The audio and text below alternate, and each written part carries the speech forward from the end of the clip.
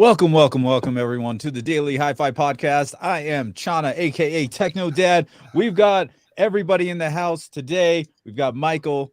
Actually, we don't have everybody in the house. Close. Where'd he go? Where'd he go? Yeah. Aaron is MIA, and we've got Michael and we got Joe and myself. What's going on, fellas? What is happening, fellas? What's up to everybody in the chat? Oh yeah, what's going on, everybody? It's Monday. I'm excited. You know why? Why? What'd you get? What'd you buy? Boom! Oh, there you go. Oh, You finally got your master? Or? the special. The special. They even spelled it wrong. It's the special audio calibration toolkit. Funny. Nice. But look at this. This is look. There's nothing printed on here. So look at this disc. This is just I can see through it. What is that? Is that like what is that called? This is an optical disc. This is a Blu-ray disc without a front label on it.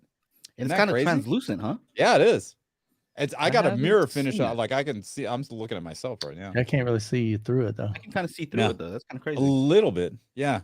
Well, what was That's funny kinda is like- I stuck this into my Blu-ray player, and it's like unreadable format. I'm like, what? Oh no! And then I'm like, wait a minute. I don't know which Flip it side over? is the top I was and gonna which say, side is the flip it over, bottom. yeah. I flipped it over, and then it Reading starts blank. playing. I was like, oh, it scared me. Nice. But yeah, it's a legit. You can see the barcode thing, little. Ruffman King says Yeah. master disc. The master disc. Master all right. disc. I You know. can maybe I'm- sell that one day, huh? Can you sell that like it's a special one? No. I don't know. I don't know. They gave me 5 of them, so maybe. Oh, one of 5. Oh, Oh, special that edition. would be cool if I had an actual like Blu-ray player. I don't know if I have. I guess I Look, could use I'm- Xbox. I cover my face. Cover your- I'm There it goes. testing it out on the TV back here on the system. All right. That's funny, what I. You have to hide the All eye right. tracking. Well, that's Yeah, good to know exactly. it's not. That's good to know it's not vaporware. Yes. It actually exists. Mm-hmm. I'm happy to know that. It actually exists. It is a disc. It is. So they. But look how long it took to get here. It got here today, and they made this on the 15th. 5 days. Because you're in Mammoth.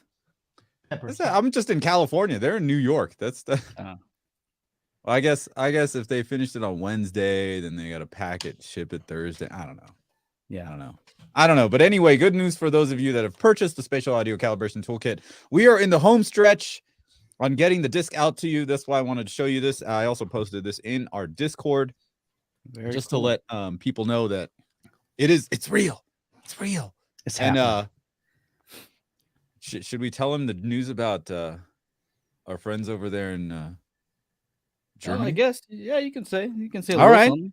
We have a German supplier of our disc, and that deal is going through right now. So if you are in Europe and you got the digital version, they're gonna translate the guide, Joe's big 170,000 page guide, into German, and they're gonna sell it in the German market. And of course, if you're in Europe, you can probably buy from them too.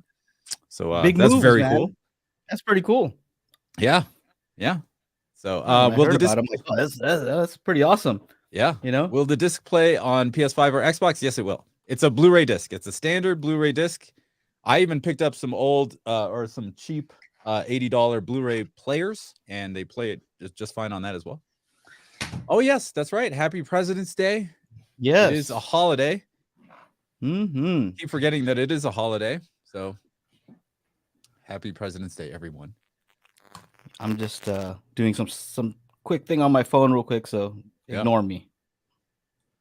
Ignore Joe. Okay, Yeah, that's you easy to do. can. Just We got Dome Tweeter in the house. Everyday Jay, what is up?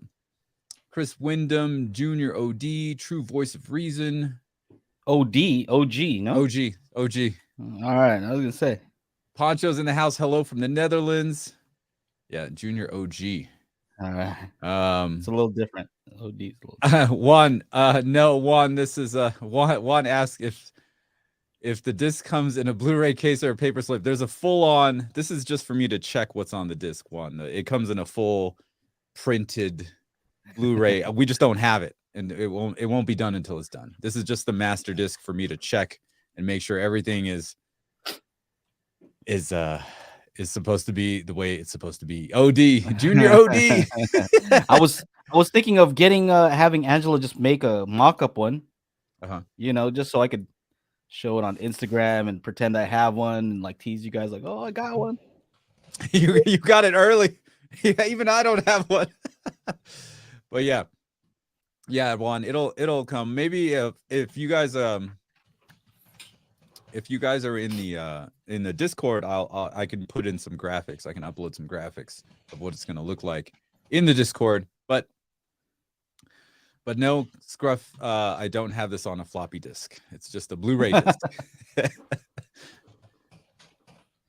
By the way, if you hear that sound, that is totally like my chair. I have this like leather chair. It's like squeaking, and it sounds like I'm like ripping. You know what I mean? What is this new angle, Joe? It's just the other side. Like my desk is just right there. So normally I'm there. Definitely looks different. And now I'm over here. I saw your video today. You were in this area. I was like, oh, he's trying out some new angles. You got to change it up once in a while. You know what I mean? Sometimes you just get tired. You know, as a person editing it, I'm looking at my video. I'm like, oh, this guy again. You know? I don't like this guy. You know what I'm saying? What happens if you get to the point where you just really don't like yourself? Oh, that's bad. You just keep filming. What if you didn't like your own voice? Well, like most people do not. This guy again. Yeah, most people do not like their own voice. They're like, oh, I do. That's why I just talk all the time. He likes to be in a room. I'm like a chatty Cathy over Johnny, here. You probably sleep to your own voice. You're like, oh, I fall asleep to my YouTube videos. That's my fall asleep videos. My own video. Yeah. He's like, so this is my voice moving around your room. Oh, he knows what's up. He knows. So the Florida Audio Expo. Yeah, how was that done? That was super cool, man. Yeah. Aaron was there. Yep, lots of folks there. Yeah, it was. It's really a 2-channel trade show, so they have a lot of high-end stuff. Don was there. He's in the chat. He came the day after I did. I went on Friday. I think he was there on Saturday. Man, Borenson, super cool bookshelf speaker. They've got towers too. I think they run for about $12,000 a pair. So they're not cheap, but dang, they sound so good. Per Listen Room, of course, was phenomenal. Yeah. They had their R series, which is kind of like their more affordable series. So they had a pair of. So they're not super expensive. Correct. I'm not relatively. I'm not is that what the R stands for? Relatively expensive. So the S series is like their premium. They have the nicer finishes available, like the wood finishes, versus the R has, I think, black and white, just black 2 finishes, kind of standard. Mm-hmm. They don't look quite as cool, but they still sound amazing. They had 2. Are they the floor standings or the they were like the monitors. Okay. Yeah, so it's bigger than a bookshelf. It's like a bookshelf with an extra woofer on top. So it's like an MTM. Mm-hmm. Right. Yeah, so those are phenomenal. I heard the S series back when they flew me up to Wisconsin. Was that 2 years ago when they announced their products? So so that was the first time I'd heard the reference here, or I guess not reference, but the R series. Mm-hmm. But super, super cool there. Got a chance to hang out with Nick and the SVS guys and Larry, and they were the only home theater set up there, which was pretty cool. So, but yeah, only subs that were there. What? Only people with subs. Only subwoofers in the whole show. So was it pretty packed? It was busy. No. So, I mean, you've been to other ones before too, right? So how did it compare? So I went on Friday, and normally I go like Sunday afternoon after church and run over there. So this time I did it on Friday because I had family in town on Saturday and Sunday. My father-in-law, he's from Norway. But, Juan, you're not right. We ended up going over, me and Derek, on Friday, and it seemed like the higher up we went because they've got like 12 floors of this hotel. And there are several rooms. There's like 6 of their guys from one room just standing out in the hallway waiting on people to come by. So, oh wow. What was I don't know how many in attendance were there. But what's that? What were they using to power the per listens that you heard? The R series? Honestly, I don't know. Was it something crazy like Macintosh or not necessarily Macintosh, but they definitely use some pretty high end, gear with it usually. So even in their showroom in Wisconsin, they had some pretty nice stuff. Really, pretty high end streamer. So your event. Mm-hmm. Oh, you just started. Can you tell us the correct date this time? Well, again, man, in my brain for so long I had like the 12th through the 14th, and then we switched it to the 14th through 16th when we moved to a new venue. But yeah, getting excited for M-Wave, so we'll be. That's July. It's just nonstop from now until then, man. Putting it together. Would you say your event? Do you expect it to be bigger than? Oh yeah.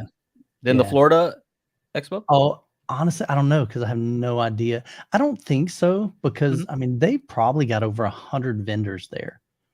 I mean, that's a lot. I think they're on year 4 or 5.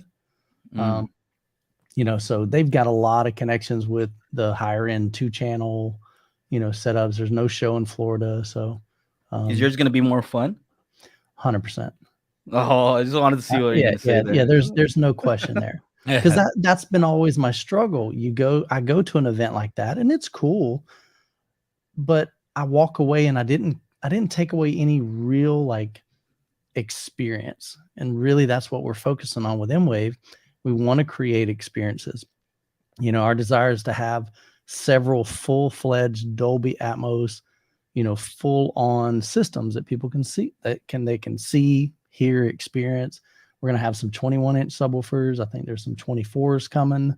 So we're talking subwoofers, not rims, right? Because those are numbers normally in the rim market. Yeah, and so a lot of people haven't had the opportunity to experience single digits, in a home theater environment, or even in a 2-channel setup, for music, which there's not a ton in music that low unless you get in like EDM and things like that. But again, we're just trying to create some experiences you're just not going to get at a trade show. Sure. So, but that's awesome, man. Yeah, that's excited.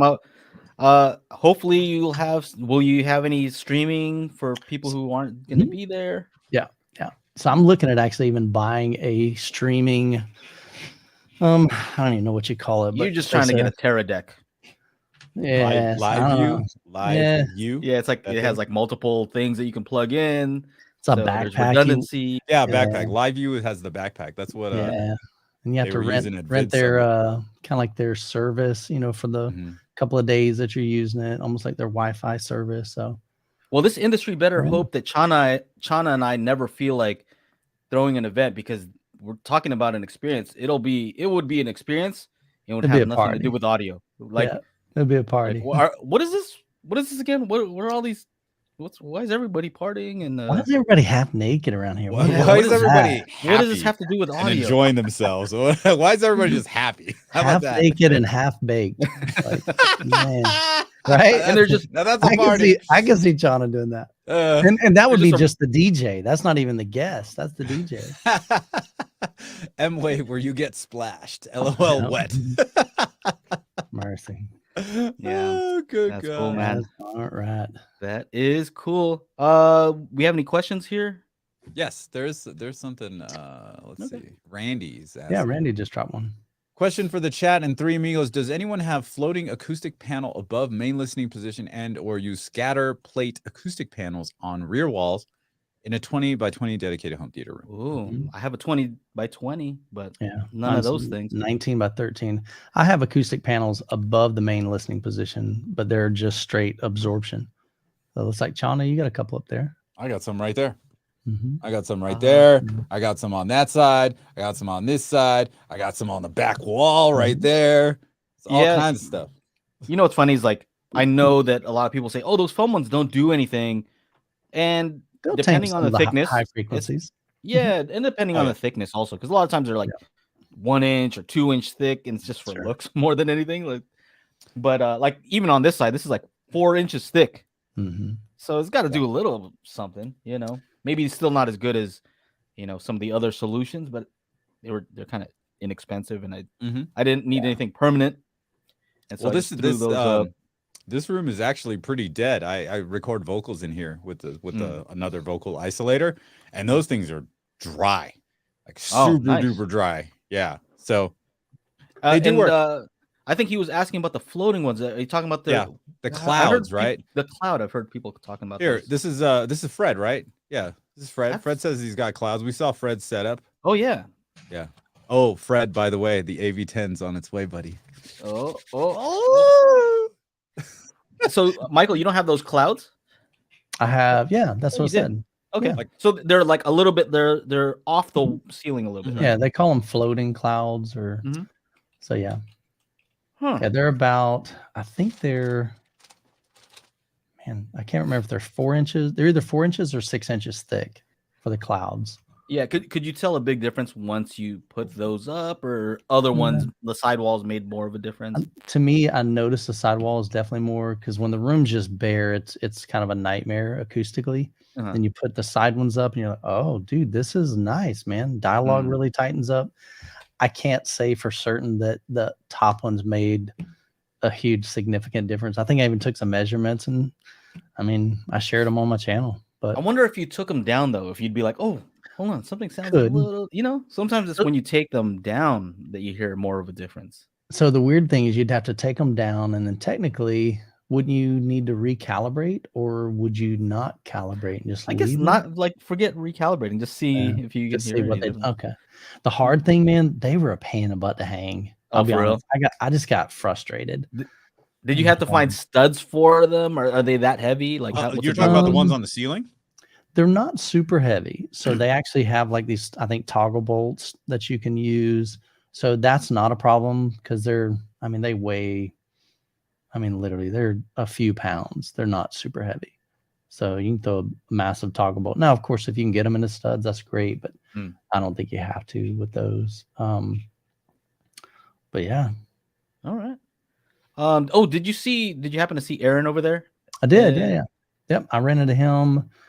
Yeah. We were going to try to grab lunch. I was talking to SVS and I was talking to Perlison, and they were like, he's like, hey man, we're going to grab some pizza if you get this message. And it was way later by the time I got, had a chance to see it. So holy cow, 4x6 cloud. 4x6 cloud. Yeah. Mine were small, like 2x2, and they were still a pain in the butt. And part of it is trying to get them lined up, and just the way they mount. What's up, devil? We were talking about your shiny ass forehead. Hey man. Dang, dude. I'm just kidding. Yeah, we weren't. Whatever. Wow. Well, actually, Joe just said, did you see Aaron there? Yeah. And Michael was like at the Florida Expo. And Michael's talking, and in my head, I'm like, dude, did you run up and rub his shiny head? I literally in my head about to say it, and you pop in. Like, look at that. You gotta tousle my hair like I'm a child. Exactly. My head like I'm a child. But I'm so short, I'd have to like jump. Are you short? A tall dude. I'm not tall. I'm like 5'11", 6. Michael's about That's tall, bro. That's tall, bro. 11. That's tall. Yeah. Anyway, glad you can make it, Aaron. How are you doing? Yeah. How was it? Thank How you. was the show? So I don't know what Michael's already talked about. So if it's redundant, He said it was pretty boring, and he was just kidding. yeah, he said he saw me and he was mad at me. Whatever.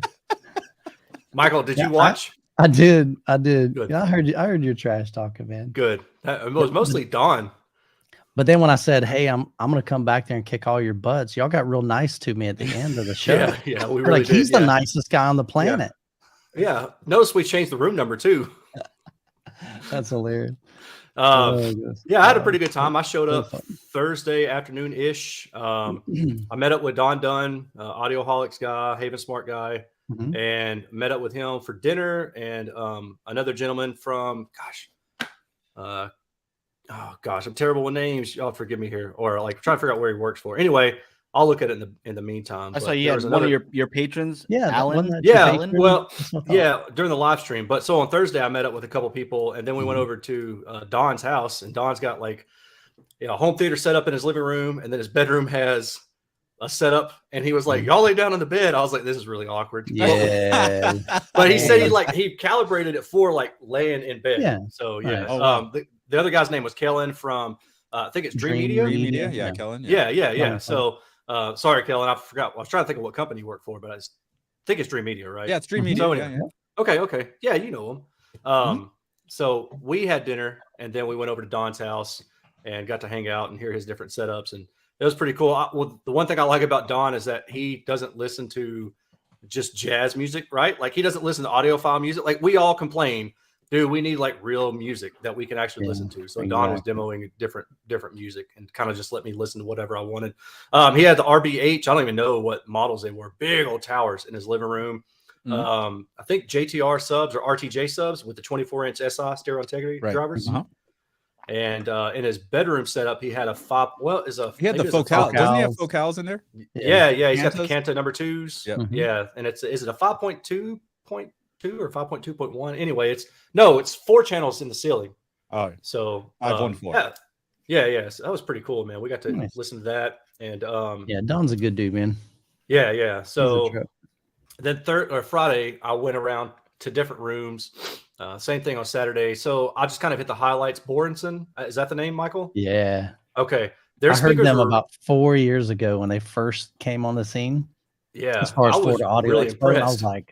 I was like, where's the sub? They're like, there's no sub. I'm like, you got to be kidding me, because they had them in the middle of the room, so they weren't getting any like boundary gain from corner loading them. I'm like, I even looked behind their curtain because I'm like, nah, y'all are messing with me.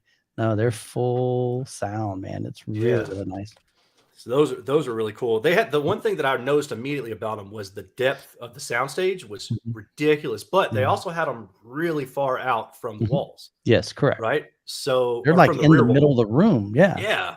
So it kind of really made me think, like, I wonder what would happen to the depth if you pushed them closer to the back wall. Like, I wonder if that later reflection from that back wall is so late that it sounds deeper because of that. And that's not something that I've really ever looked into myself. So I'd be curious to play around. They always tell you, like, hey, bring them out into the room. Most people can't, because it just looks silly sitting in the middle of your living room.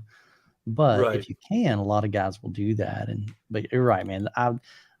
Every time I've heard those, I'm just like, dang. But I think they're like $12,000 a pair.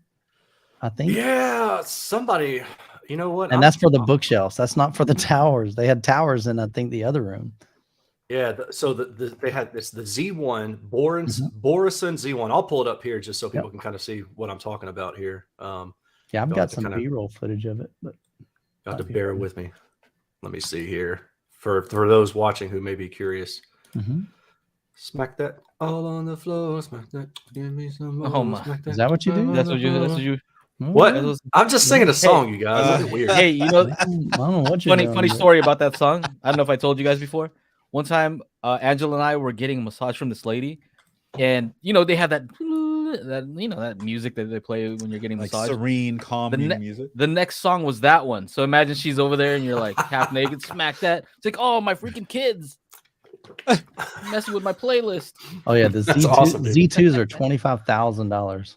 Yeah. All right, so here we go. These are the Z1s that I got to listen to. I wish I had a picture kind of on standby, but yeah, that's what they look like. Yeah, they're cool, man. Yeah, they were really impressive. Like I would really like to. I would have liked to have been able to hear 94 dB sensitivity. Yeah. Oh, that's just tweeter efficiency. That's kind of misleading then. Yeah, it is.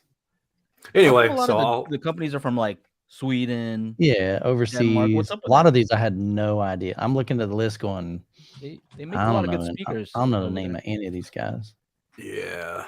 What else do they have? Yeah. Anyway, is it because they're hardcore like math people over there, or what's going on? How come they make good speakers? I don't know, man. It makes you wonder. So it was those. Then there was another company called was it Aratai? And I'll pull those up. Michael, did you get to listen to those? I didn't hear that room. Because again, a lot of them I didn't. I'm like, I don't even know who this is. And I've been to the show like 3 years in a row. Right. I would not have listened to these if it had not been for Doug Schneider of Soundstage Network. And if you give me a second, I will pull a picture of those or the website up real fast. Oh, it's all stuck in my head. Oh no. Yeah. I know it, dude. I don't know why either. But that's the speaker. That's the 100S. So it looks like it's a 7-inch woofer on the front. Let's see what other pictures they've got here. It looked like a 7-inch passive radiator on the back. Oh, that's wild. It has they say wave guide, but it's outside of the box. Right. Yeah. Okay. So you can. Hopefully you guys can see that. It's like a passive radiator on the back, maybe. Yeah, that's what I thought. And they say double woofer topology. It looks. I'm assuming it's probably a passive radiator. Most of the time, that's what these things are. Yeah. And I had the price list, and I think that speaker was $9,000 per pair for that speaker. Sure. Which It's just crazy, man. But Yeah. they got really low. They were sitting on like a table or something. And when I went over to the table, I actually touched the table to make sure they weren't sitting on subwoofers because they had them Mhm. covered in like a black grill cloth or black carpet or something like that. Just, Yeah. so your eye wouldn't be drawn to that. Those speakers were impressive. I did not get to hear the per listen, Oh wow. the M5B or no, hold on. Help me out here. 5M? R5M. So it's their lower cost lineup, but it's the monitor speaker. So I know I got to you hear from the mentioned back seat. I know you've mentioned certain speakers that you would want in your space, and you've mentioned the Kef Blades, you've mentioned the JBL. I forgot the numbers. Yeah, right. On the Kef Blade, the 4367 JBL. Yeah, and I'm curious, why not per listen? Because it seems like you measure well, and it seems like, I mean, for me, it seems like I would like some per listen speakers or some Revel speakers. It just based on the measurements, they look good to me. Well, per listen is now on my list, and I actually think I'm gonna ask about the pricing on those. I'm actually going to ask about the pricing on what they actually had. So this is the R5M, right? And it's right, and they had these on some just regular old stands, but then they had Michael. Do you recall the model for the subwoofer? So that is it's the 10. It's like the 10-210. It's a sealed. Keep going. Maybe it's that one. That one right there, R10-210 or R10S. Okay. So it's a push-pull configuration. I talked with Dan. He said it's because I asked him. I said, "Is that the same push-pull as in your larger ones?" He said, "Yeah." So yeah, you can see it right there. Oh, that's cool. Yeah. And that setup. It's a cool sub, dude. From They're the back so seat. clean. Oh yeah, it was just that's the one thing I like about good sub setups when they're well integrated is the dynamics of the whole system increases so much when you can take the load off the speakers, or the mains. Take the low end. Yeah. Would you say those are good looking speakers? Oh well, the R I haven't is seen them in okay. person, so the R is okay. The S are gorgeous. I'll be honest with you. I love the finish. Oh yeah, I love the finish on them. They have this what would you call it? Checkerboard kind of carbon fiber on the driver. On the driver, It's the Tech Stream cone. Yeah. And there's like physical reason why they do that. I think I don't know if it's for rigidity or if it's something else, but it's more than just a cool look. So right. When I did, the way it's just not just a design feature. Correct. No. Yeah. So there's a whole reason why they did that. Right. Typical paper cones like push the breakup mode up to a higher frequency than like metal cones. So metal cones will have a very high Q resonant peak. Like probably like I say if it's a 6 or 7 inch woofer, it's going to be around like 3 to 4 kilohertz. Right. And that's going to be harder to fix with crossover. You're going to need like a specific notch filter and things like that. You can do it, but it's a little bit harder.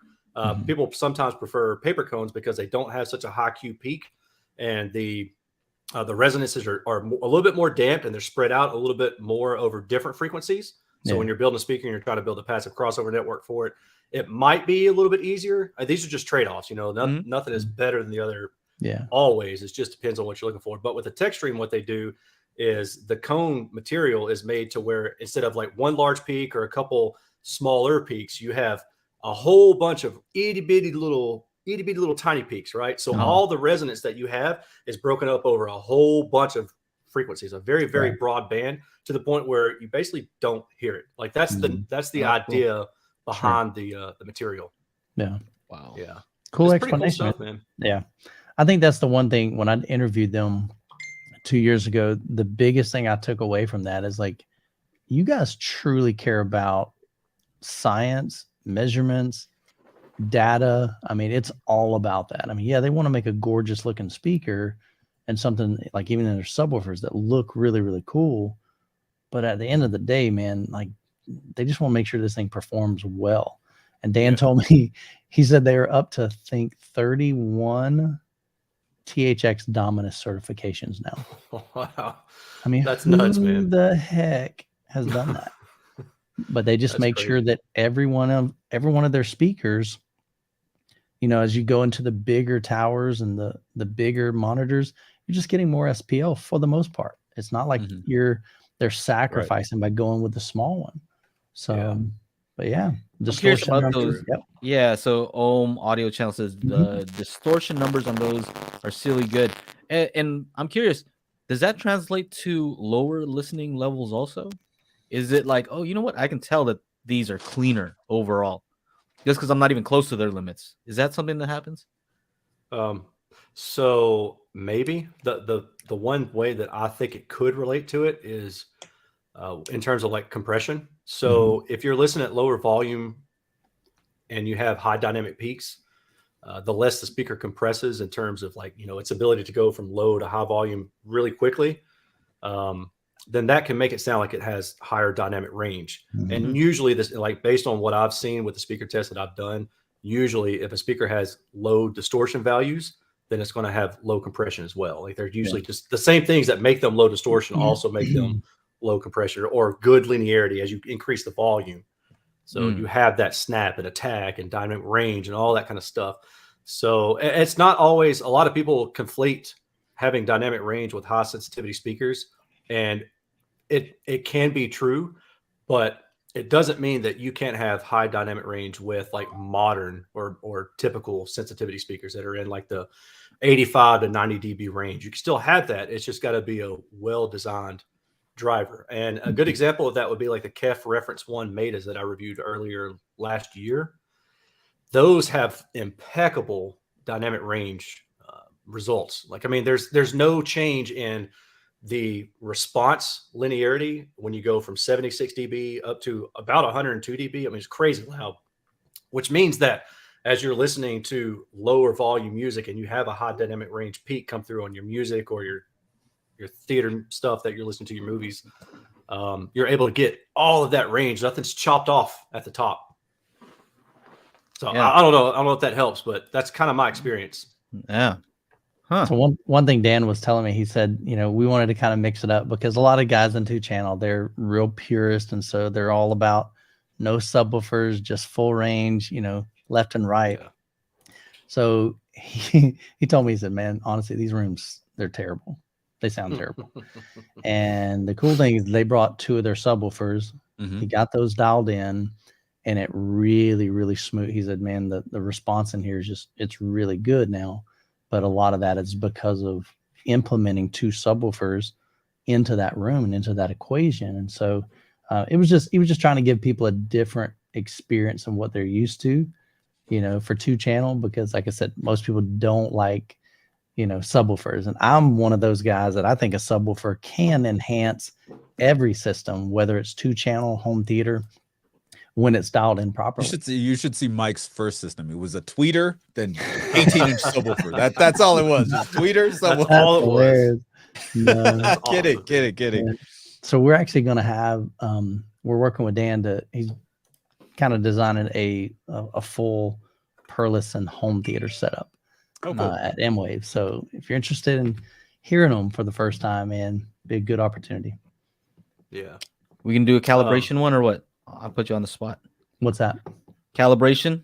I want to compete. Oh, you want to do? I want to compete with somebody.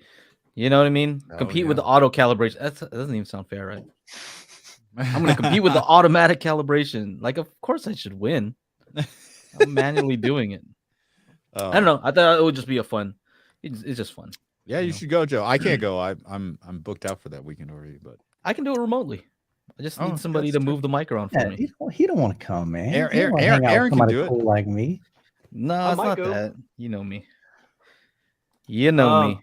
There's a couple others that I kind of want to give a shout out to while I'm thinking about it. So there's AJ Soundfield from Soundfield Audio, and he's kind of like a DIYer type dude. And he was showing off his setup. So I'll show this picture real fast because I'm sure a lot of people haven't heard of this brand. I'll say he's from the Tampa area. Honestly, I don't know exactly what city he lives in, but he's somewhat near that area. And I do have to thank him for inviting me out because he's kind of the reason I got out of my house and came down there. But yeah, so this is the speaker, right, that he demoed there. And so the white cone drivers are a CIOS coaxial driver. And the top, he actually told me what it was in a YouTube post, but I can't remember. But it's like a tweeter ribbon type driver, And then on the back, he has maybe, don't quote me on this, but it's maybe a 2 or 3 inch driver on the back. And if he's watching this, and I apologize in advance, but somebody can go to his website and pull the details out.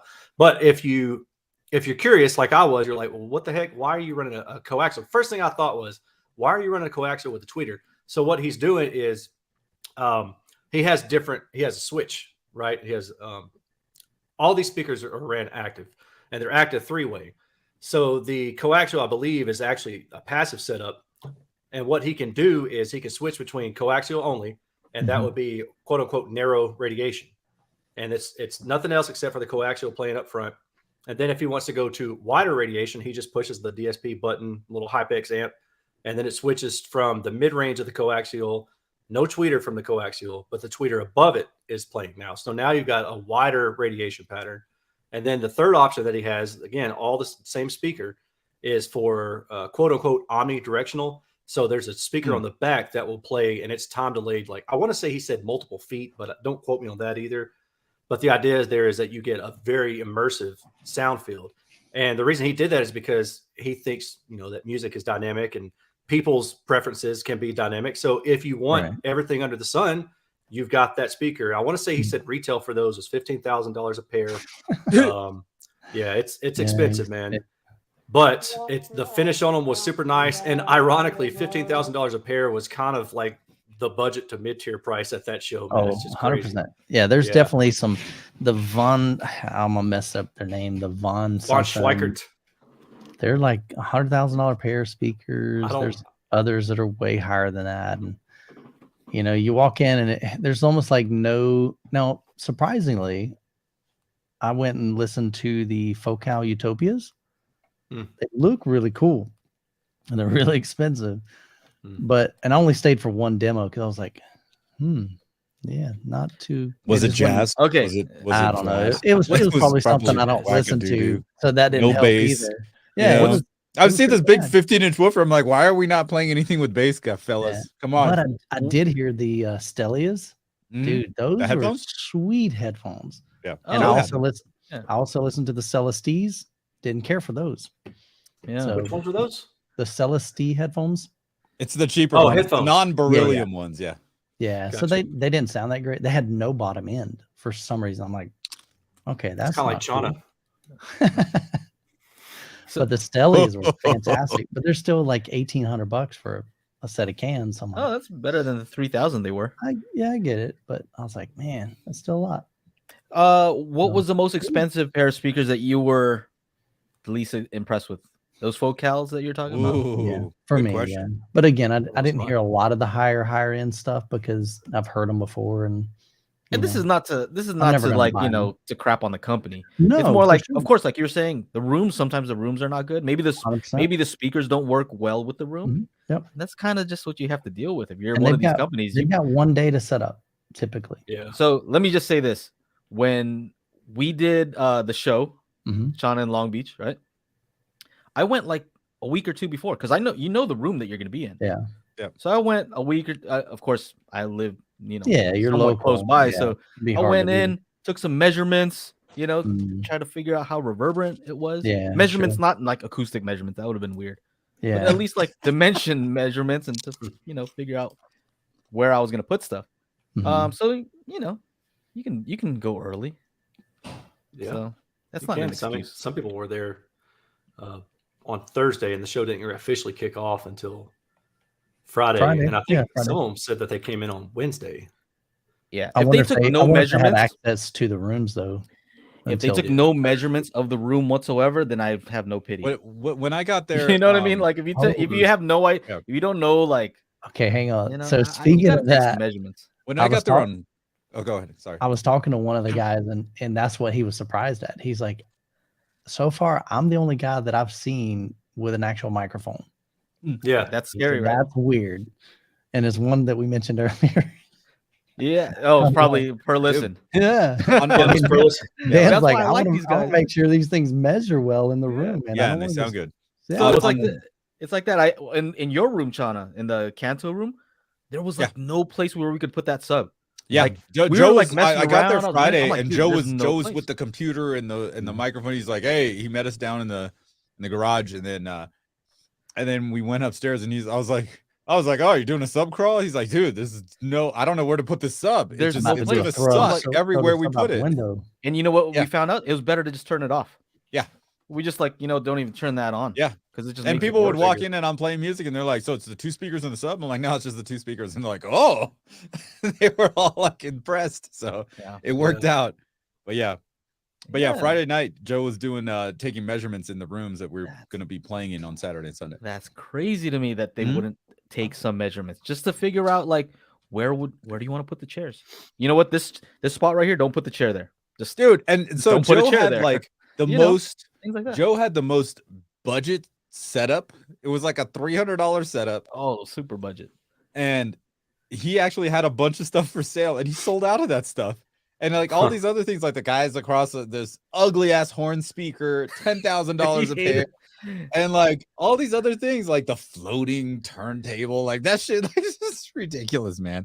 It was funny because it was such an inexpensive system, right? And you would expect that the people who are going there are there for high end stuff, right? That they would like, I don't want that inexpensive stuff.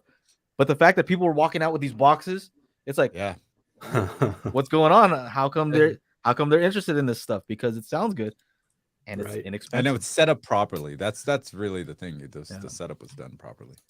So you guys didn't get to hang out at all? No, I saw Michael for a little bit, and then I asked him if he wanted to go eat pizza with me, but he blew me off. He was busy. I know. I'm just giving you a hard time. Yeah, we're trying to make some plans for M-Wave. So look, Aaron, clearly it's because you're still in the 32K club. You got to be in the 100K club to hang out with Michael. No, right? So me and Michael hang out. Yeah, no, I walked up and he was like, "You're a scrub, dude. Go away." I'm just kidding. I'm just kidding. No, but for real. I'm not even. I can't hang out yet. Pretty soon I'll be able to. Yeah, Joe would. But that's how bad it is for me. Joe wouldn't even hang out with me, and he's in a measly 80. That's funny, man. That's hilarious. You get no love tonight, man. I got the worst respect for you, buddy. I'm the worst when it comes to like trying to build up like subscribers because I don't even want to play that game. You don't have to make. I just want to make the videos that I want to make. They come to you, man. Try to do a good job on the videos, and if it's not a hit, I don't know. I feel like I should though. Like I should pay more attention to like my thumbnails. Listen to Mr. Beast more. You know what I mean? I should do these things, but I'm too lazy to do that stuff. Man. Oh my goodness! You should see the video I'm working on. I'm doing a comparison of 4 AVRs in the $3,000 range. Oh, that's gonna hit. These things are fucking heavy. Yeah. Oh my god, I got them all stacked up back there. Oh, that's gonna hit. That's gotta hit. I used all my Edelkrone toys today and yesterday and blacked out this room. Got some. I'm doing a new like score, like the violins and shit. I'm making all kinds of crazy shit happen. The only way you could screw it up is a bad thumbnail, right? Yeah.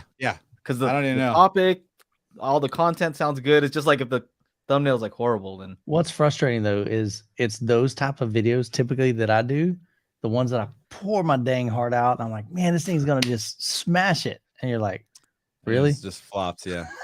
Wah, wah, wah. It's like, come on, man, show me some love. And the one that you're like, you know what, I just want to share about this, and you turn the camera on, hit record, no fancy B-roll, couple little, things here and there, and the video does crazy. You're like, I don't get it, man. I don't understand what YouTube is looking for or what the audience is looking for. So, but like Joe said, you just got to make content that you enjoy, things that you feel that will bring value to your audience. And I always tell people, don't get attached to any video. Make it, post it, move on. Yeah. I mean, maybe if it's like terrible, change the thumbnail, change the title, but that's really all you can do. But don't get attached to it. If it doesn't do well, don't dwell on it. Just move on to the next video.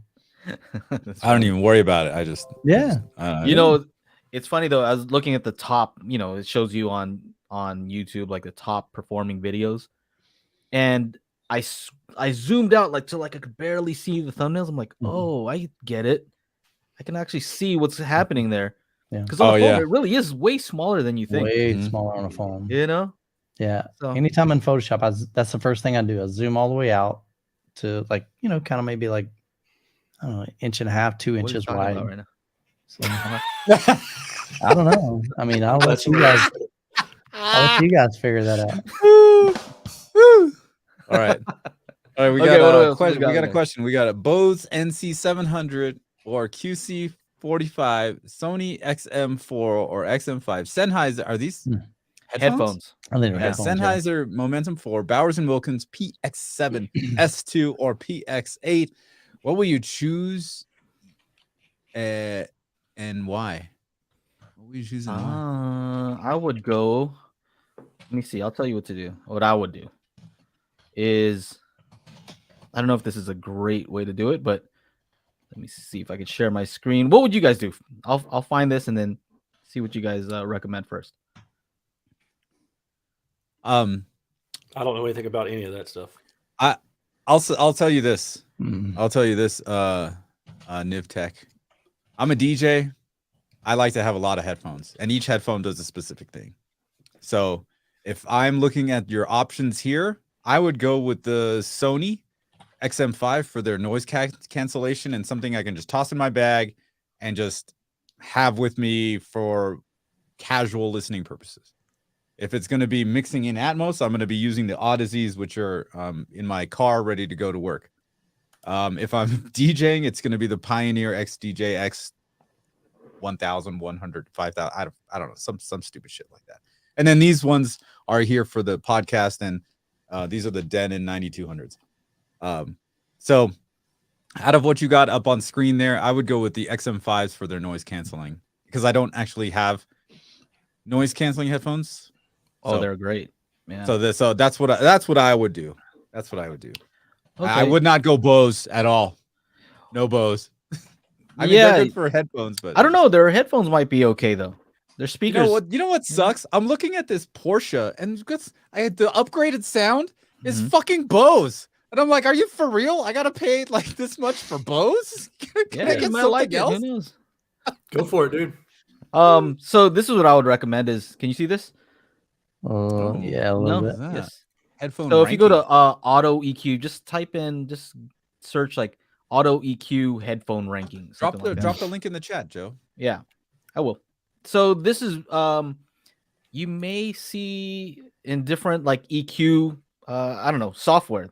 They're using this database where they're just a bunch of equalization for headphones for a bunch of different headphones.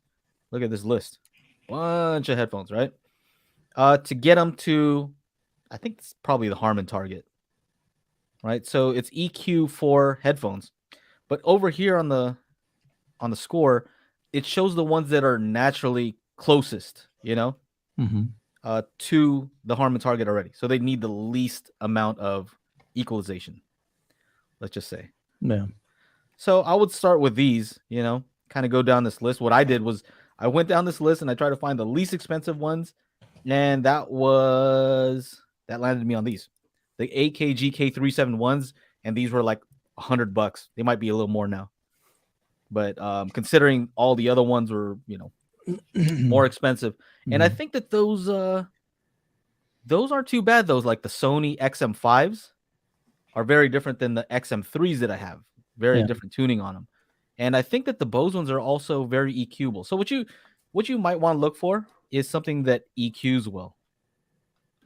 If you plan on using EQ. If you don't plan on using any EQ, try to find one with the best possible response. Yeah. So look there. I think Audio Science Review also has a headphone list. There's a bunch of websites that have listings, and most of them refer to something close to the Harman target curve, and they have a ranking system that shows you, which ones are the closest. Try to cross-reference them and see if, at a certain point, you're going to find that these ones are the ones that everybody says are good. That's funny. That's kind of the safe bet, So I would do those for each of those ones that you mentioned there. So, yeah.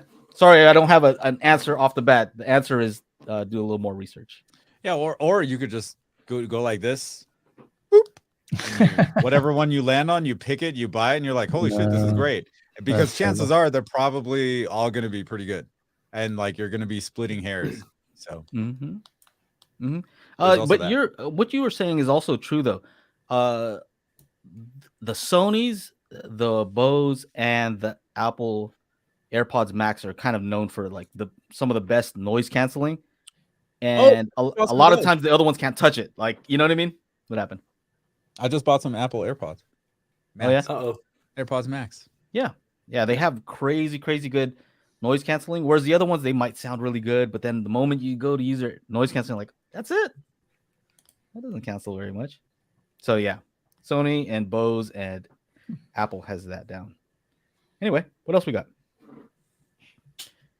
What else we got? Oh, I saw the Andrew Jones MoFi Source Point 10s. Yeah. Those things are big, dude. I mean, it's like I even told Andrew. Well, so I snuck into the room. I sat down. I had my hat on. I just sat there and laid low for a little bit, and then he quit playing whatever music he's playing. And I looked up and I was like, "You got any like British boy bands that you could play?" And he looked at me puzzled for a second, and then he realized like he recognized me. It was pretty funty though.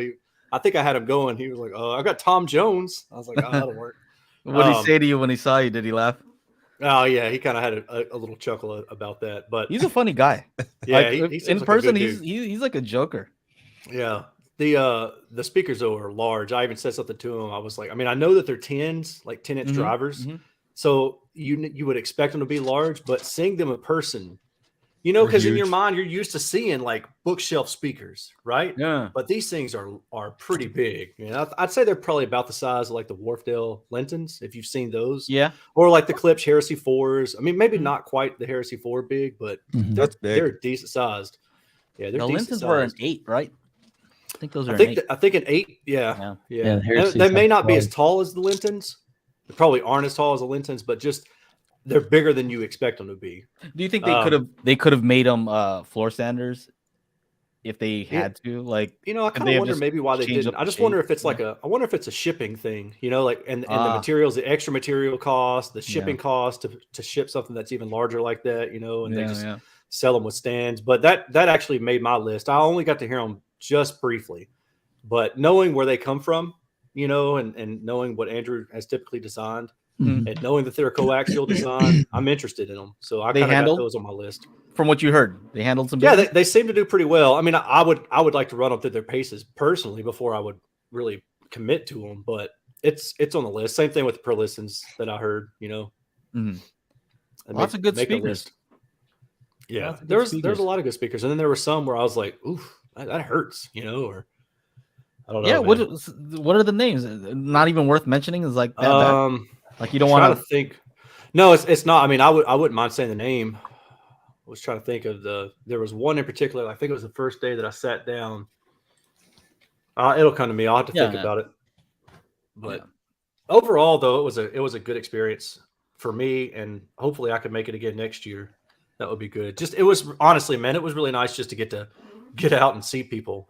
Really, yeah. You know, that was the big deal for me. That's my favorite part. Yeah, for hanging sure. out. See that, Mike? He was hoping to get a dinner date with you. Yeah, I was, or a lunch date. I imagine he had a pretty good time at the hotel. Yeah. Did anybody say like, "Hey, is that Aaron?" Or did it like, "Hey, Aaron, love your videos, man"? Yeah. No, I mean, a couple of people walked by and was like, "Hey, I hate your videos," and I was like, "Cool, appreciate it." Oh, okay. Really? Because 2-channel, right? 2-channel place. I was about to say. Like, a few patrons measurement guy. Up. Yeah, measurement dude. No, I was surprised. I had a couple people that appreciated that because I'm just like you're saying, man. You know, you're in a 2-channel world, and a few people were like, "Hey, man, I appreciate your measurements and stuff." You know what's funny? There's some guy on Facebook that talks all kinds of shit about our product and me and all this. He was standing right behind me at CES. You think he said, "Hey, what's up, Techno Dad? You're dumb." No. Yeah. No, he wants just that a fucking raise. keyboard warrior ass bitch. Like, what the fuck, dude? Tell him how you really want. feel, And then the worst part, I didn't even know until I saw this SVS video. It said SVS at CES. I click on it, and this motherfucker's filming me from behind. Like I'm weird. I'm setting up my light. Yeah, like it's fucking weird. Yeah. All up on me like a creep. Like a creep. Yeah. He's a Was he filming weirdo. Yeah, that's for another story. That's for after show talk. That's funny. Because anyway, funny. I heard that guy got in trouble for some other stuff. Not in trouble, but he did some stuff before, so he should just keep quiet. Stay out of our own business. Let's see here. Travis asks, here is on the front burner. Best computer desktop speakers you've heard or tested. Genelec, G1 with their sub, or what? It's the top of my list. I mean, I haven't reviewed Genelec, but I mean, I don't think you can go wrong with Genelec, right? Yeah. What's the budget? Let us know what the budget is, because we could go anywhere from Cali, right? Mm-hmm. And that's the thing. Calis are kind of big, so I don't know if I consider them a real desktop unless it's a larger desk. You know, I figure if he's asking Genelec, he might be talking about like studio monitors. Yeah, well, Genelec also has really small speakers too. Do they? I mean, not like super duper small, but I'd say like what are the 8331s? They're probably like this. Here. They're probably not much larger than. I'd say they're smaller than the. These things are small. 3-inch woofer here, 3-inch woofer. So these are the small ones. Let's see. Yeah, Genelec. What are some other ones that measure very well for monitors? Oh, those are pretty inexpensive, I guess, for Genelec. I expect. Yeah, that's not the coax. I think if I were going Genelec, I'd go for their coax design. But those are a lot more expensive. Joe, you and I both like any of Cali stuff for the money. I don't know that it can be beat. I really don't know that it can be beat.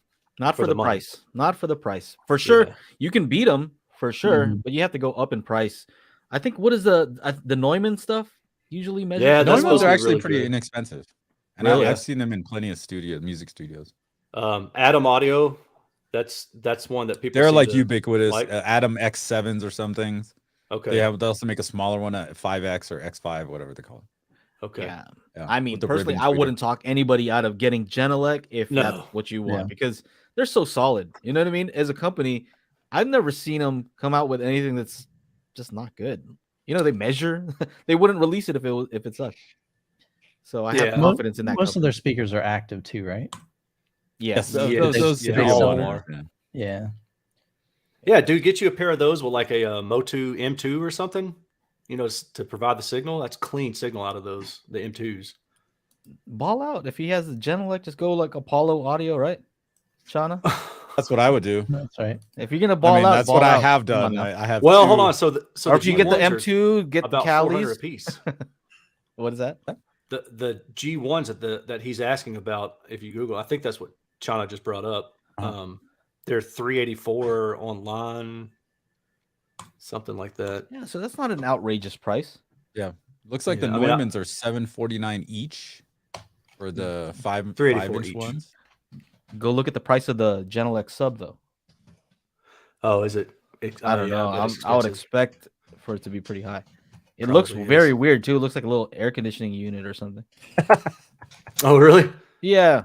Oh, yeah, Joe. Hold on. So, Homeboy asked. I don't know if I can't start anything right now because I'm not logged into that account. But he's asking about the Mon acoustic. So I saw Gene and Don in there, and I think Gene was saying that he liked not the ones that you reviewed with the weird. I didn't review any of it. No, you. Oh, okay. I thought maybe I'm thinking of James Larson. I did the video that's on their website. Okay, James Larson reviewed. A pair. Anyway, I saw them, but I didn't get to listen. So there's a lot of speakers that I walked into the rooms, and dude, the MoFi room, I went in there 4 different times to Andrew Jones's room, and it was busy every single time until the 4th time where I waited about 10 minutes before I could just sit down. And then I finally was able to sit down and listen to them from the back right seat, which is not ideal at all. And that's another side rant of mine is these people will go to these shows, and I get walking into a room that's very busy, but there were rooms where it was only one person, and that one person was sitting in the corner, you know? And I'm like, dude, go sit in the prime seat. Why would you do that? Yeah. And then they'll be sitting there off to the side, and they'll be like, yeah, the imaging was great. And I'm like, no, it wasn't. Not where you were. That's not how stereos work. Like they're in the corner, dude. The bass is just so bloated on that. And the other thing I saw, and you know what? I'm going to have to wear a hearing aid one day, so I'm not making fun of anybody on this, but I saw a lot of older men with hearing aids, and I just I'm sorry, I kind of find it funny, right? Like I know. Why are you at the audio show? Yeah, I just, it's somewhat ironic, right? We gotta admit it. And I know I'm going to be there at one point, and I'll maybe still review speakers with the hearing aid in. But yeah, I'm going to get all sorts of hate mail from our older listeners. Who, what are you talking about? Like, surely they'll understand where I'm from. Aaron, you're like, get off my lawn. Wait, get off my lawn in reverse. Yeah. Hey, I think by a little side note, I think that if you have hearing loss, high frequency hearing loss as you get older, I think you'll still like accurate speakers. A lot of people say like, oh, you like, something a little more treble. No, because your reference is still the real world. So if everything sounds muffled to you, right? And you go to listen to some speakers, they should probably sound a little bit like the real world, however you hear it. So I think that is your reference. So I don't think that you would like brighter speakers unless you don't listen to anything with your ears. I saw a few people make the comment on Facebook groups and things like that about this show, saying that there were a lot of speakers in the demo rooms that they heard that were bright, and they were assuming that they were probably like that because of the crowd that's there. I mean, honestly, when you go to these shows, what I've seen is it's older people with money, right? Because some of these speakers are $25,000 a pair entry fee, right? Like somebody my age probably ain't going to have that, right? Or our age isn't going to have that, most likely. You're talking about older gentlemen. Well, I mean, unless you're China, right? Like, and you live in the mountains somewhere with a bunch of snow, aka pain around them. But hey, something kind of weird about brighter speakers. I don't know if you've experienced this, anybody, but usually thought, you think, it's so I can get extra detail. But what I've noticed is a lot of times you get better imaging. Like with enhanced treble, it's like, the imaging not better, but it's sharper. Seemingly more like, more defined. Focused. Yes. Yeah. Seemingly. I've noticed that too. I think it's that way because it sounds more, and this is the trap, right? It sounds more detailed. But then when you listen to it, like if you're able to compare against a more neutral speaker, you obviously typically will find that you prefer the more neutral speaker, right? But when you go into a demo room, you're blown away by the bass and the bright highs, because that's what grabs your attention. Those are the first things. Yeah. Like if you don't have time to sit and listen and compare. Yeah. Because what I found though is when you have a neutral speaker, you can keep dialing down that treble to the point where you still retain all the detail, but it's no longer bright. So you're not losing anymore. It's just that when you're making a quick judgment, it's just very, oh man, that sounds so detailed. Anyway, just a weird finding. No, that's very true. I've noticed that as well. So it's very interesting that you point that out. What else we got here? We have any other questions? Yeah. No, nothing. Now we're all saying something. Mo money. Okay. We got the diamond 3.1.2 versus 5.1.2. I like this guy. Or 5.1.2 versus 7.1. Thoughts, and what would you choose? What would you do? Aaron's going 5.1. I like this guy immediately. No, nothing is probably my new favorite viewer here. No, nothing. 3.1.2, 5.1.2, versus 5.1.2. 5.1. I'd say 5.1.2. Yeah. Well, you wouldn't know. I wouldn't know, but I would assume. Maybe by like next week you will know. I might. I'm gonna hook up just like single drivers to it. No speakers. I'm gonna pull tweeters out of budget speakers that I find at Walmart. Something. Yeah, you'll make it work. So the correct answer to this is where can you place your speakers? So the question you have to ask first, can you place the speakers in the proper locations? Because if you have to, put something in a weird spot to make it work, it's better to go with a different setup where you can actually place them where they're supposed to be. Yeah. Like don't go 5.1.2 and, have to put the height speakers in somewhere like, or if you can't actually put surround backs behind you, because I've seen people like their couch is up on the wall and they got their side surrounds there, and then they got these little surrounds like right above their their couch aiming down. I'm like, oh, and you got height channels up there, like just cut off the 7 and go with the 5. Like, I think we answered that last time too. It's like properly set up, whatever would be better than an improper more speakers. Typically. So proper placement first. And then if you can place them all in the right place. Yep. What would you Always rather gonna be have? better. 7 point. What would you rather have, Chana? 7.1 point or Shit, 7.1 versus 5.1.2? I think it depends on the size of your room. Down here, 7.1. Upstairs, 5.1.2. But that's because of the room. Mm-hmm. Because I can only fit 7 ear levels down here. Actually, I got more speaker stands. I got more speakers. So I'll have 9 ear level speakers here. in this Who needs that many speakers? In this 11 by 14 room. Wow. Dude, Hey, no joke though. To answer that question, a really well set up 5.1 system is still impressive. Absolutely. At no point are you like, oh, this is 100%. horrible. 100%. The moment at least you have some surround effects, Yeah. you know. Yeah. If a plane goes overhead and you don't have overhead speakers, your brain will still kind of fill that in. Your brain will kind of think airplane, usually up high, and so you're not going to be thrown out of the movie just because the plane, you know, you're not hearing the sound up Yeah, high. because think about how many years we did without Atmos, without Auro 3D, without DTSX, you know, and we enjoyed those surround sound is what we called it, you know, before we got into immersive audio. Yeah, what's up, Elon? Elon. Yeah, I think he wanted me to shout out some kind of a He's still got Blu-ray the coolest player. He profile. messaged me, and I'm like, I'm not the Blu-ray player guy. Tell Yeah, that's Chana. me. Yeah. I don't know. No, he told any me of that stuff. Okay, so here's his text from earlier. All right. What is it? Uh-oh. Here it is. Just FYI, the LG UBK90 is on sale for $196 on Crutchfield. Is that a good deal? I don't know. It is a good deal, and it is one of the only ones that can play the M2TS files from the spatial audio calibration toolkit. So that's what he said. That's what he said in the text. He could read your audio files. I have one here. I bought it used, so I can test with it. I got it for like $100 used on eBay. So 200. I think it's 250 the normal price. They're all kind of in that range. The Sony X800 M2 is also 250.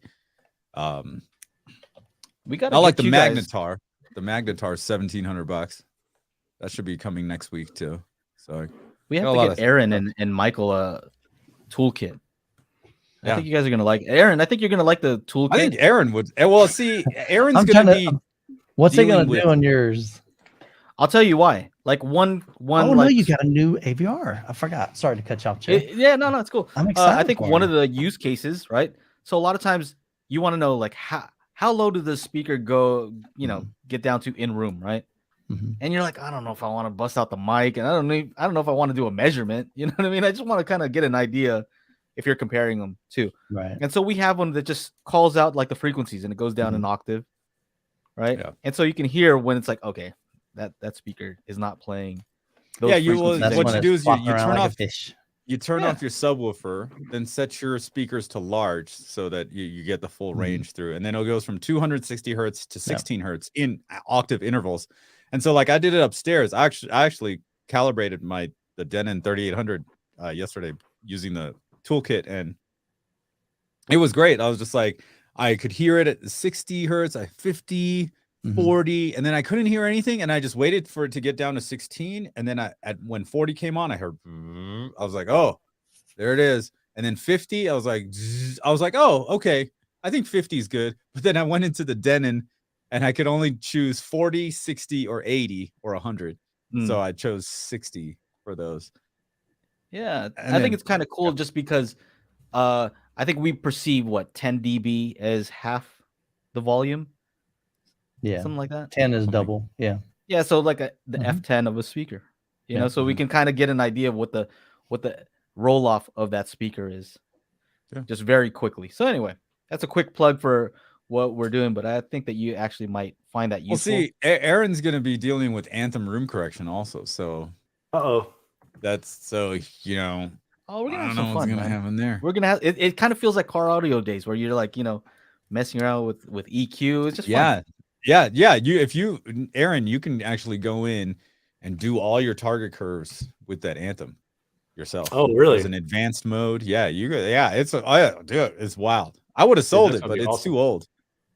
Well, I'll take it. I mean, because I'm not running, so I appreciate it, man. Now I'm gonna have to get me some speakers though to hook up to. I gotta figure out what I want. I'm sure you have an external amp.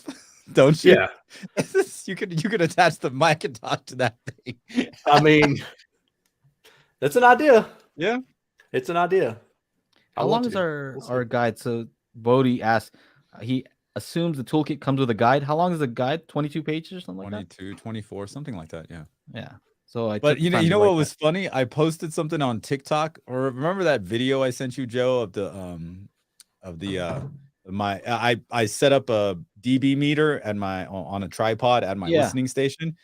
And so I posted that on TikTok and it's like POV, manually calibrating my home theater. And this thing's got way more views than anything else I posted on TikTok. And this one guy's like, show us how, please. And he followed me. And I'm like, oh, okay. I guess I'll do little snippets on TikTok, like little 3-minute quick vertical videos on that's your new thing. How to calibrate on TikTok. Yeah. Crazy. Yeah. But yeah, it's pretty straightforward.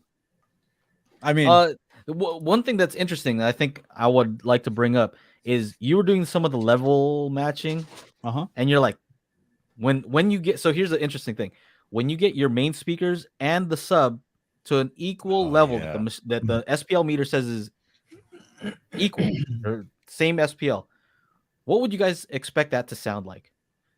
Any idea? Like in room, Aaron, Michael, like if it's a flat, your main speakers are the same SPL.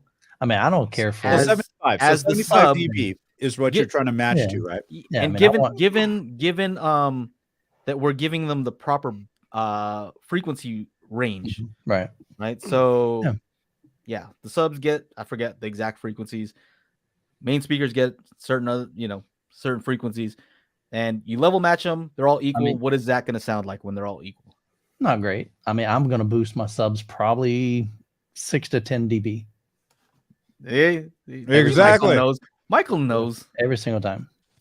So I did that. I'm like, I told Joe, I'm like 75 dB on the sub. Oh, dude, there's no bass. 85, little hot.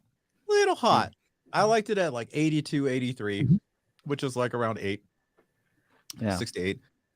Isn't that interesting though? On the sub. That I don't know if it's to me it's expected because our ears aren't as sensitive to lower frequencies as they are the high frequencies. So 85 dB or let's just say 75 dB in a higher frequency sounds louder to us than say 50 hertz at that same volume. Well, this is C weighted, so it should account for that already. Okay. Yeah, it's not like right, Aaron? C weighted should account. Is that at about 500 hertz? I think. It's basically like it's a downward slope already. Right. I'm thinking like C weighted is like starts at 500 hertz and maybe it's I don't know. I don't know the exact, but basically it's supposed to C weighting is supposed to already like take that into account. Take into account how we hear. But I think what's happening is we expect room gain because we're in a room.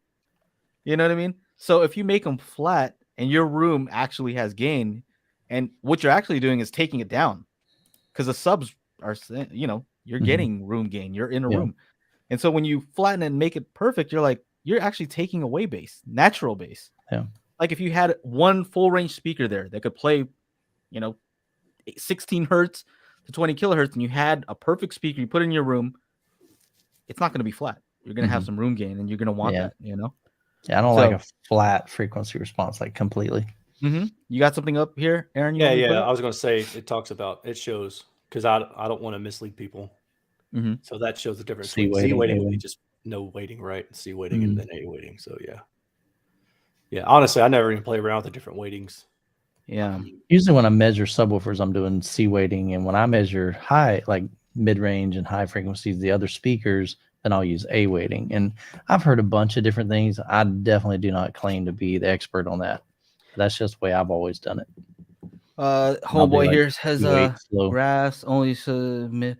I mean, the way it makes sense to me is, like white noise, right? White noise is supposed to be all the sounds at the exact same, whatever level, right? Level. Yeah, I can't remember the difference between pink and white. I thought so that's like white noise. Account for. Is it the hearing or is it like how it's bent or something? Pink is the same energy per octave. So it's taking into account the different octaves. Okay. You know, the lower frequencies, you know what I mean, have more energy. Right. Snap. Well, ASMR. Yeah. Audio exciters. What do we got here for high channels? For height channels? Thoughts about audio exciters for high channels. Audio exciters. Oh, you're talking about like those the one that you tested, Aaron? The thing you threw on the wall?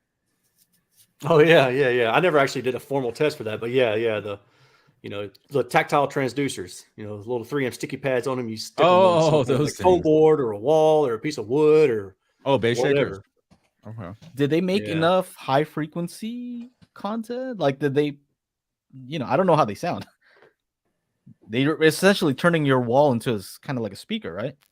Well, so this is saying on using the exciters for height channels, do you need bass? Or oh no, I'm sorry. I see what he's saying. You're on the right page. That's my bad. So he's asking instead of having a speaker on. Yeah, I don't know.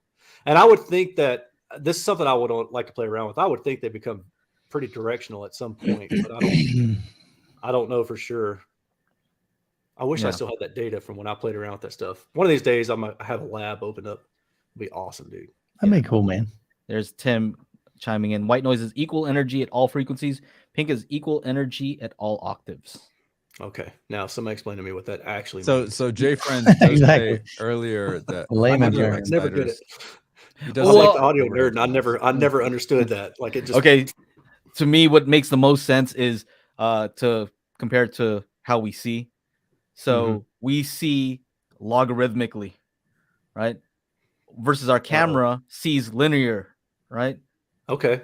And so when it captures the data, you have to apply a LUT or some kind of curve to it. Usually it's some kind of curve to make it, make it look normal.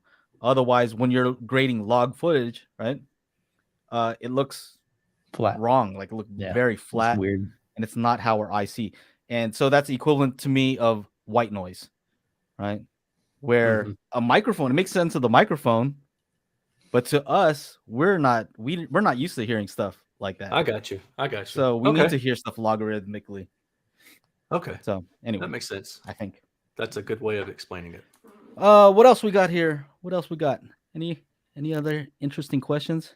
Oh, there's another one. Yeah. Hi guys, I use a PB3000 and recently decided to add my 2 spare subs Yamaha NS SW100s with the help of Mini Speed. Do you think it will have any benefits or just use the PB3000 for now? What does that sub look like? NS SW. I think that's that.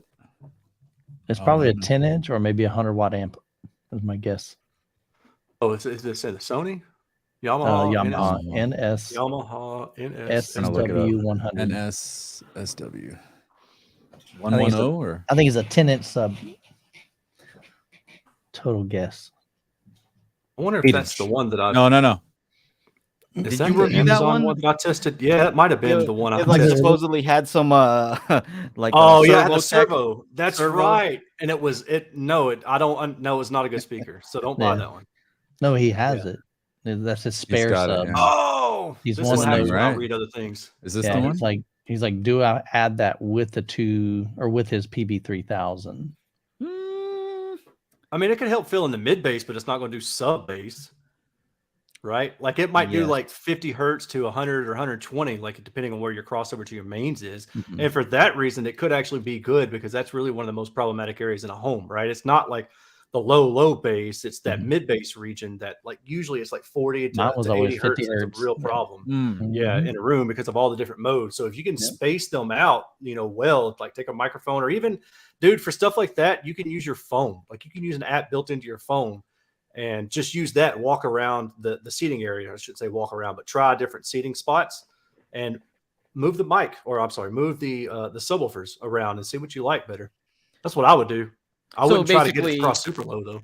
So basically, if this can help fill a null, that's how you have a null in your response. If you measure and you're like, oh, there's this null in the response. It's not too low.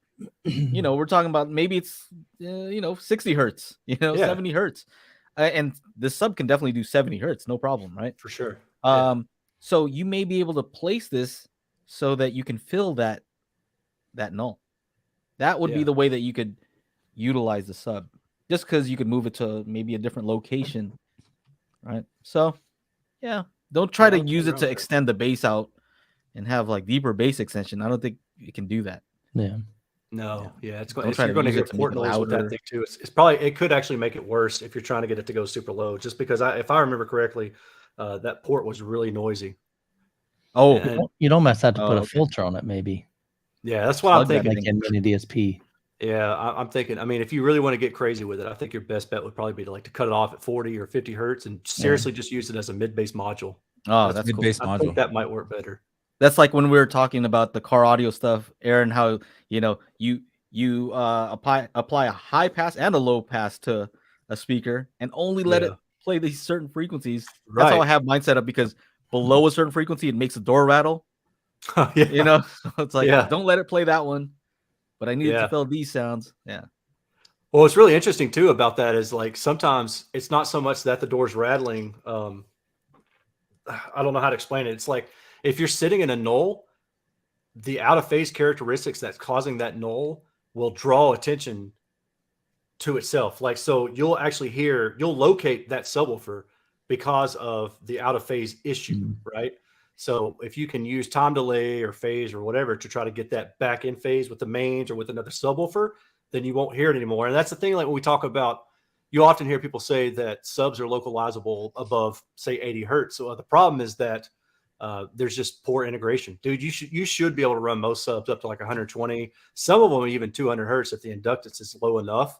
And as long as it's integrated well, you won't have an issue with localization, right? But it's you got to integrate it well. And a lot of people just don't have the experience, frankly, or they don't care. They just like go out to Walmart and buy whatever, set it down. And it's like, yeah, I can hear it behind me because it's rattling something. It's like, yeah, you got to take time to set it up.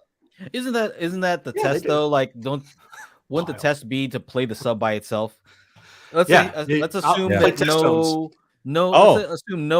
nothing's rattling, right? You're not getting a port chuffing, and you're just playing test tones, right? There's going to be a certain point where you're like, okay, I can start really figuring out where that sub is. Yeah. At a certain frequency, right? It's the higher you go. For sure. At some point, you can't do anything about the acoustics of it. And the subwoofer is no longer omnidirectional too, right? But usually it's like, you're talking a couple hundred hertz before that actually even happens.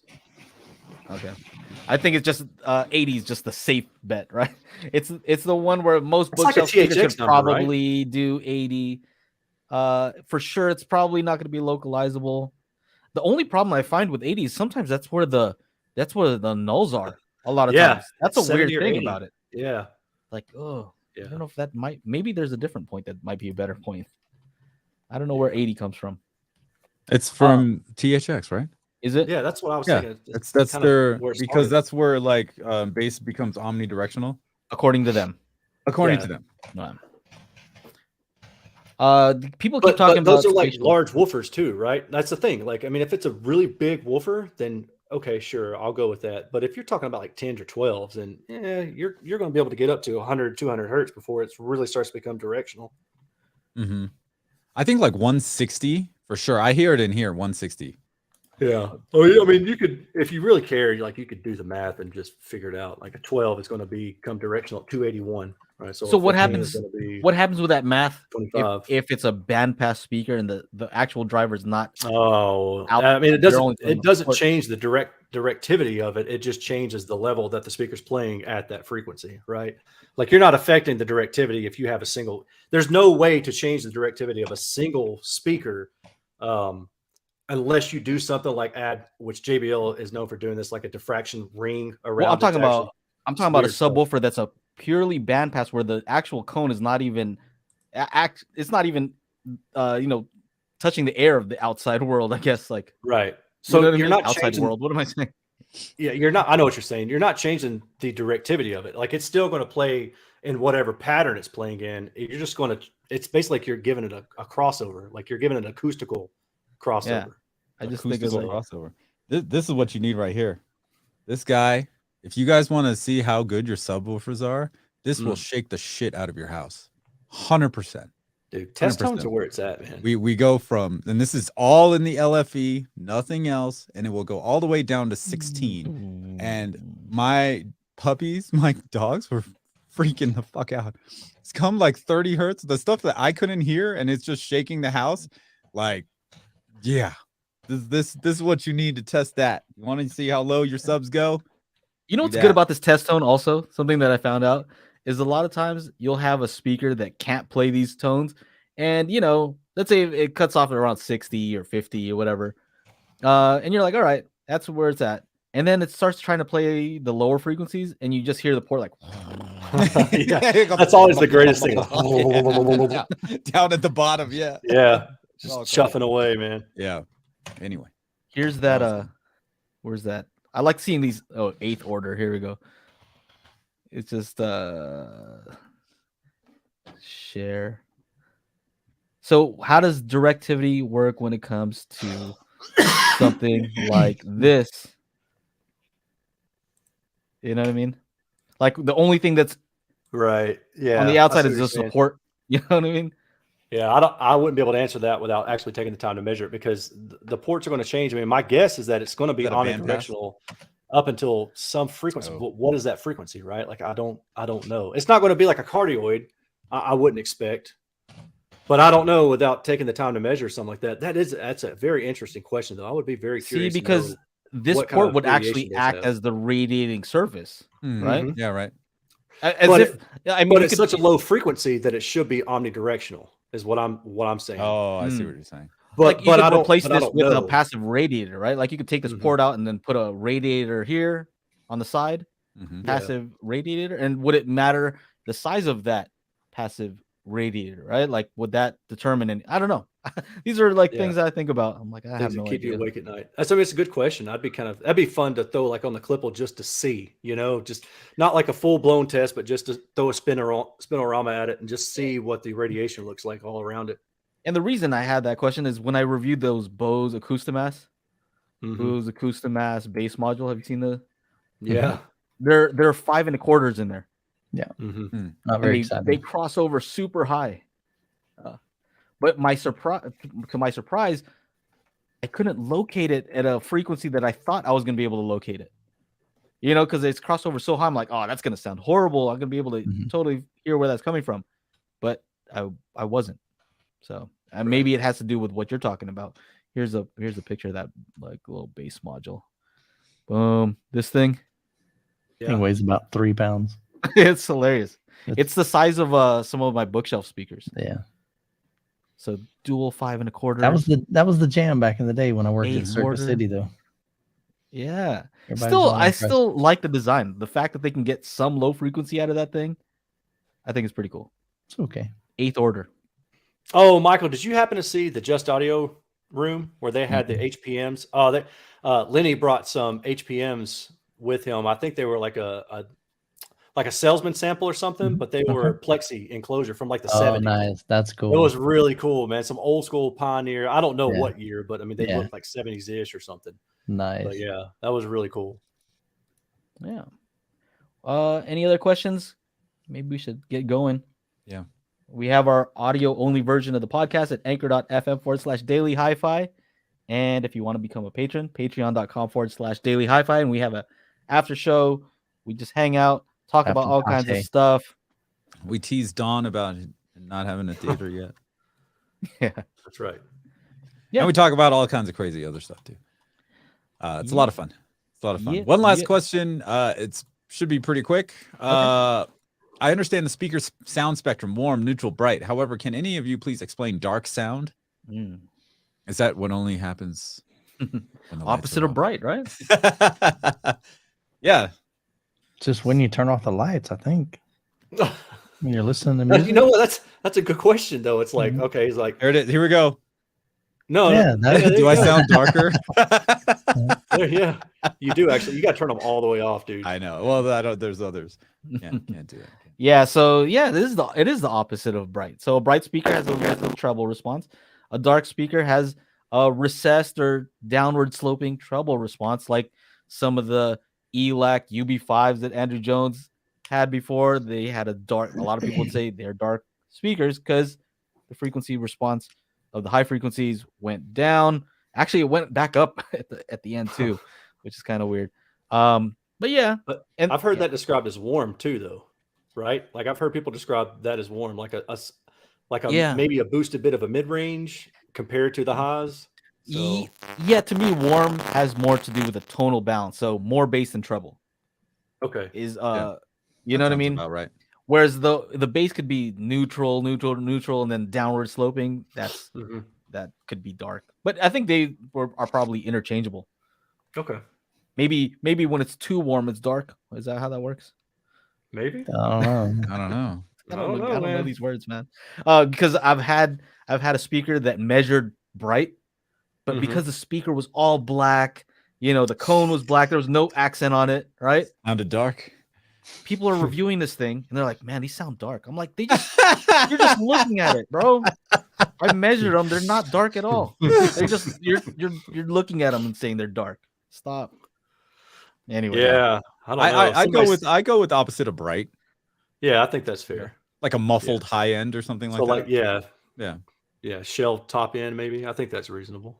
Veiled. Would that be like another? Veiled, yeah, possibly. hey, we could Because like some speakers are really revealing, and then some Let of me them write a feel book like on they this. got kind of like a little veil that just kind of Oh man, covers some of see? the top end. There You go. guys did come from a hi-fi show. We You guys did, got- man. You got the Dude, terminology did. down. Dude, I walked past a room, and I won't say what room this was, but I saw them have like an orb on a metal stand with an orb on it, and I saw the dude take the orb off and like walk it outside the room, and then he'd like demo the speakers again. So I'm guessing it was some kind of A/B thing. I love And then that. I look down, and it's just dudes sitting like in the non-primary position, and they're all like, and I'm just like, God, I it's so love easy it. to dupe people, man. It's a bunch of charlatan audio these days. Charlatan. Ridiculous. Charlatan. Dude. You gotta play along, bro. You gotta go in there and just like I as should if it's a have. magic trick. You don't go try to look and see how the magic trick works. You just go like, You just enjoy the show, man. you just go in there and just start adding to it. You know what I mean? Even Oh, though I you don't should hear it, have, be like, man. oh my good. Yeah. Did you guys hear that? Yeah, I oh should my- totally do that. Just go for it. AVH had a question. All right. Here he asked if there was tracks for 2 or 3 pairs on the demo disc. I don't know exactly what that means, but here's the track list for the speaker pairs. So you got front left, front height left, front right, front left and center, and so on and so forth. There's like 23 of these things for all the speaker pairs. Car audio too. I guess I don't know. It's that useful. They probably have old school like 5.1 or any. They probably don't need any of this stuff. They probably don't even have that in car audio. I mean, it's hard enough just getting a center channel to work properly in car audio. So hey, I saw cars at CES that had full-on Dolby Atmos, bro. So they got it now, but you need one of those high. Well, OEM. I'm thinking of aftermarket. Like, oh, Iraq has been doing some great stuff for a long time now, but I've not got to hear what Direct's put together for an OEM. So in car audio, you like if you wanted to hear 2 channels play at the same time, you kind of just play the same signal to all of them, and then you turn off the ones you don't want. Yeah, exactly. You know, that's what and you then, do. Like when you're trying to EQ everything. Yeah. Dude, in the Model Y, it's got like speakers up like in the A pillars and stuff. Yeah. And it's got a spatial thing, so you can go in and like change. I don't know what it is exactly, but you can basically like have less or more spatial. So the less you have, it's more like traditional like surround stereo. And the more spatial you have, it's like more ambiance and all that stuff. Oh, he's got Oro 3D in there. I don't have it in my house. Yeah. I know it, man. It's ridiculous. Pioneer 1995, thank you for the super chat. Which receivers would you go with? Marantz Cinema 50, Pioneer LX 505, Onkyo RZ50. Well, I guess since your name is Pioneer 1995, are you just you rolling with the Pioneer, dog? Or that's the question. Yeah, stay true, man. Speakers bumping. Yeah, I don't know. What is the price of the Cinema 50? Oh, the Cinema 50 is expensive, man. That's the Cinema 50 is $1,000 more than the other two. So maybe you're thinking the Cinema 60 to be like the more comparable situation. Yeah, $1,700 for the Cinema 60. If you like Dirac Live, go with the Pioneer or the Onkyo. There are some quirks about those, but the Cinema 50 or the Cinema 60 will add on. What do you call it? Dirac Live this year. Next year. I think it would be. So you'll have October. something like that. It's late. It's not anything soon. Yeah, yeah. What are y'all talking Oh, about? Cinema 60 is only 7.2 ART. channels. Okay, so that's what I heard people talking about it this weekend. Yeah. Saying how, and you guys have talked about it too. I'd really like to. I know Dan Mark. from Perlisten was talking about it. Dan Romer. Oh yeah. They partnered saying up how awesome it is. at CES. So Hmm. their room at CES was Dirac, Storm Audio, and Perlisten. Yeah. He's gonna do the same thing. So he'll go. Yeah, at Emawave. He's been talking with Matt over Storm Audio. Yeah. So they're right now Sounds they're the only familiar. ones licensed to be able to do ART, and I think they've got the not patent, but they've got the lockdown on it until I think October of the end of this year. But it still may take everybody else a long time to implement it into some of these other brands. Yeah. I'd probably get then in you big have trouble to- if I really had don't if I know. brought my system, right? Because And I you got have to pay Dirac for art the right money. here. You got to pay for it. You got to pay for it in the Marantz, Correct. right? They got to pay for the licensing. Then they also got to figure out how to implement it, because every Direct Live has to be implemented into, a Pioneer is going to be implemented different than in a Storm, different in, another device. And so they had to figure out the cost of doing that and integrating it into their own system. So I can't zoom in on this lens. But yeah, I got this crazy setup over here. What is that red thing down there? Just Oh, audio that's that interfaces. Focusrite. Yeah, so I have 16 channels. I have my Denon, and then I have some other amplifiers there. So, but I've been beta testing it for a long time. You guys know. Yeah. So none of those are Storm Audio, right? Not those things. So I was just saying I'd probably get in big trouble if I went to M-Wave. I'm like, Do it. I got Dirac art right here. Beta I got it version. on my cell phone. I got it. Suckers. wouldn't Let's like put it that. on this $1,200 Denon. No, I wouldn't do that. I would not do that. I just thought it was funny. But yeah, very cool. So let's head into let's head over show. to the after show. Okay, Hedrick. How was the Tesla, by the way, on the long I drive? would say go for it. That's good. Yeah. Did you? Yeah. Any I issues stopped- with finding the charging? No, not at all, dude. Not at all. It plans it. You just tell it where you're going, and it plans your routes out for you. And some stops are Tells you where to charge and stuff. Yeah, it plans it all out for you. Some stops were like 10 minutes. There was one stop that was 30 minutes. But I mean, I think I did one drive all day yesterday. It's normally a 10-hour trip, and it was about 11 and a half, I think. So it added an hour and a half on, but that's from Tampa to North Alabama. So it's not too bad. And the cost was probably about a third of the cost of gas. Yeah. So what do you do while you're waiting? That's what I always wondered. It's got theater mode, so you can watch Netflix. Yeah. I don't make videos in that back seat. Oh, yeah, wow. exactly. Me just hanging out in the back seat though, just talking to the camera. It's fully G-rated. Yeah. No, it's got Netflix and Hulu and stuff like that, so you can just bring it up and watch it on TV while you're On the charging. screen, on the main Yeah, screen. yeah. It's a 15-inch screen, so it's pretty decent size. Oh, like a laptop. Did you say what's up? Like, are there other people there? Like, dude, it's kind of funny. There's a community.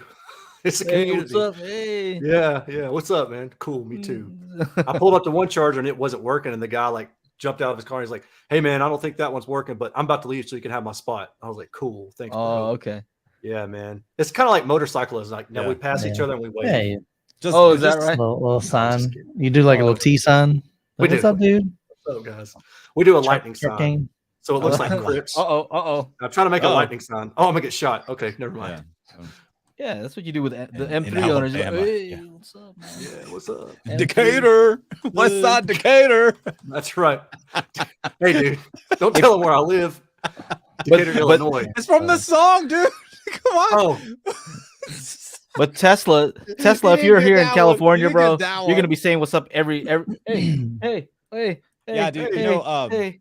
they're popping Everybody up. has all a over. Tesla here. Yeah. Jeez. Sasha's friend was here trying to charge, So don't come to Mammoth with your Tesla because there's Noted. only like 1 or 2 chargers and someone will just leave it there, go snowboarding or skiing, and they're Sure. gone for the whole day. So Oh, if you yeah. need to charge midday, They can you're afford it. screwed. That's funny. They can afford it. Yeah. So Tesla charges idle fees for like every minute that you're sitting at a charger that you've like gone over. So you set a Oh, charge really? limit like 80% or whatever. And once you go over that and you're still sitting there, they start hitting you with idle fees. And they basically encourage you to get the heck get on. out of there. Yeah, makes Yeah. sense.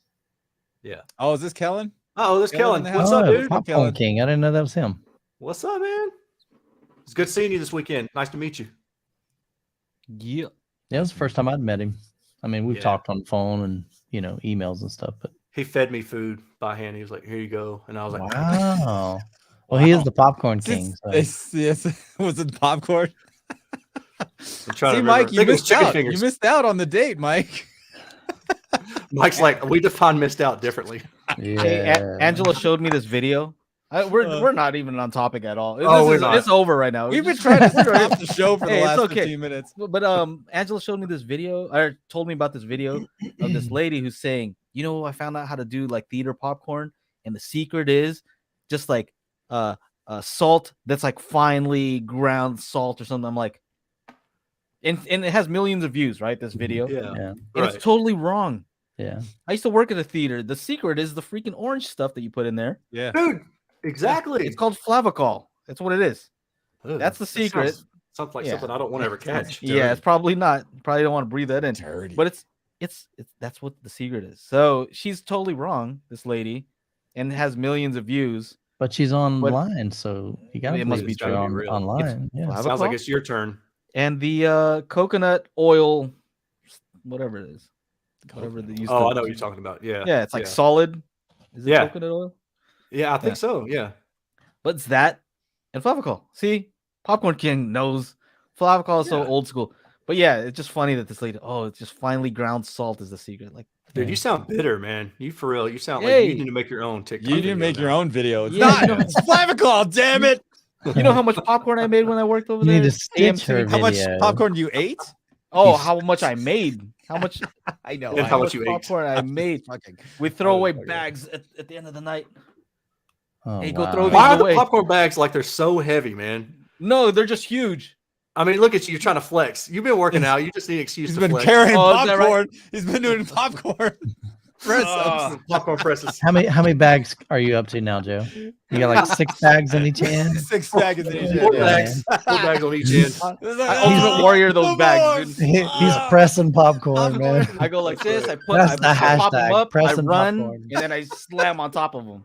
Yeah, you do.